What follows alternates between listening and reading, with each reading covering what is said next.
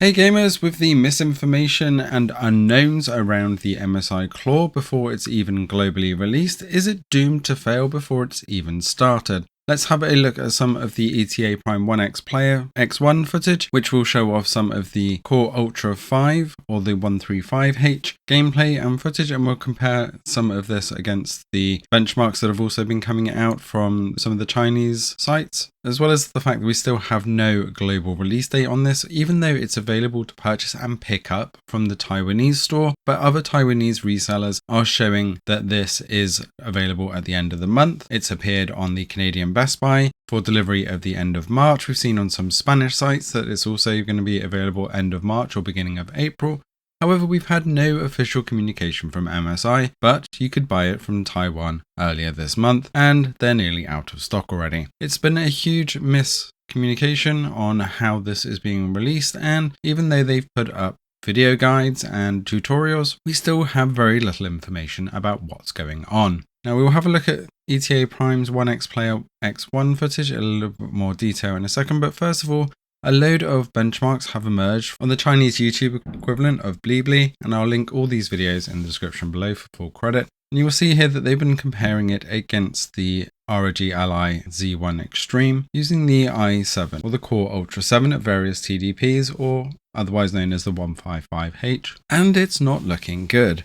And we see this time and time again from all of the footage that we've been seeing from this, that even at higher TDPs, you can see at 35 watt TDP and nearly 40 watt TDP in Red Dead Redemption 2, it's nearly 20 FPS lower. Now if we look at ETA Prime's footage, which is using the Core Ultra 5 and the OneXPlayer X1, which has the faster RAM, and I'm not sure how much RAM is available in this one, you'll see that even at 1200p, it's playing Forza Horizon 5 here at 90 frames per second, but it's on the low settings. But I believe it was at 1200p, and with GTA 5 not in a very built up area, well out of the way, but on low settings again at 1200p at 28 watts, getting over 100 frames per second, although it's all over the place. Whereas when we look at our high footage on the Legion Go, where we were pushing 1200p on here, we were getting around 80 or 90 frames per second. So on the Core Ultra 5 in the OneXPlayer X1, it's definitely looking like the performance could be better for CPU bound games. But again, without seeing footage of this ourselves and seeing this in more built up areas for GTA 5, we can't say whether it's going to be better or worse, especially as he was running the lowest graphics preset here, where we were running high on the Legion Go. Now again, looking promising with the OneXPlayer X1 here running the low settings for Cyberpunk 2077, although it does look very nice, to be honest, getting a good 60 frames per second at 28 watts, and it's looking very smooth. But when we see the MSI CLAW benchmark of this from the Blibli channel, it's a little bit concerning.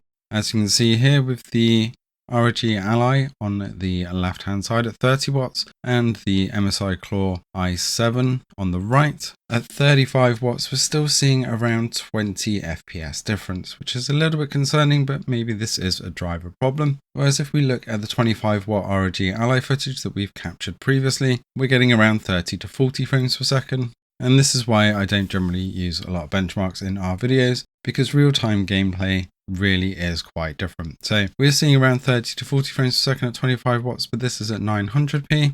So we're not seeing too much difference of what we'd expect. Now, what we're not seeing from a lot of these benchmarks and tests is the people using XeSS versus FSR2 on the Ally, for example, because the AMD chips are going to be much better geared for FSR, and the Intel chip's going to be much better geared for XeSS. So it's doing a direct comparison on things like FSR2, which I don't think is going to be the way that you're going to be playing on the CLAW. So I really do want to see some XeSS testing.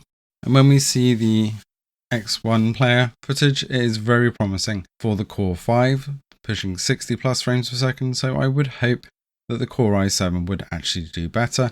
I believe that the MSI CLAW just needs some time to bake and get those drivers fixed, as it's obviously pre-production or very early production units, as they're not really showcasing this anywhere right now, apart from these teasers of tutorials. Do you think that the MSI CLAW is going to be able to hold up against the ROG Ally and Legion Go, or is everybody just afraid of the MSI CLAW because it's different running the Intel chipsets rather than the AMDs that everybody's used to?